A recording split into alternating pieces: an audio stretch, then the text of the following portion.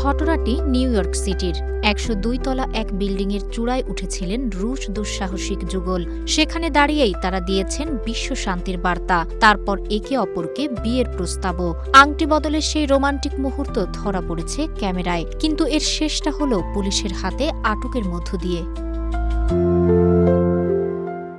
ভিডিওতে দেখা যায় কালো পোশাক পরে নিরাপত্তা বেষ্টনী এড়িয়ে ভবনের লালবাতি সংবলিত চূড়ার কাছে পৌঁছে যান তারা। ম্যানহাটনের রাস্তা থেকে প্রায় ১,৪৫৪ ফুট উচ্চতায় তারা একটি কালো ব্যানার মেলে ধরেন। ব্যানারে লেখা ছিল, যখন ভালোবাসার শক্তি ক্ষমতার প্রতি ভালোবাসাকে পরাজিত করবে, তখনই পৃথিবী শান্তি চিনবে।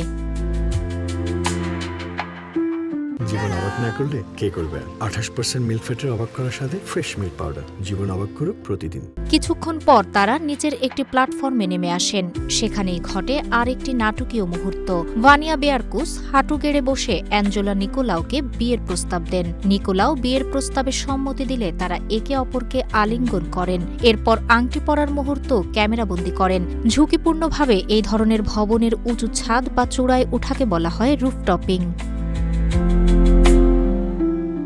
ঘটনার পর নিউ ইয়র্ক পুলিশ বিভাগ ঘটনার আশেপাশের এলাকা নিরাপত্তার জন্য ঘিরে ফেলেন। পরে জানানো হয়, অনধিকার প্রবেশ ও সংশ্লিষ্ট অভিযোগে ওই যুগলকে আটক করা হয়েছে। বিশ্ব শান্তির বার্তা, দুঃসাহসিক অভিযান আর আকাশ ছোঁয়া প্রেম, সব মিলিয়েই ঘটনাটি সামাজিক মাধ্যমে ব্যাপক আলোচনার জন্ম দিয়েছে।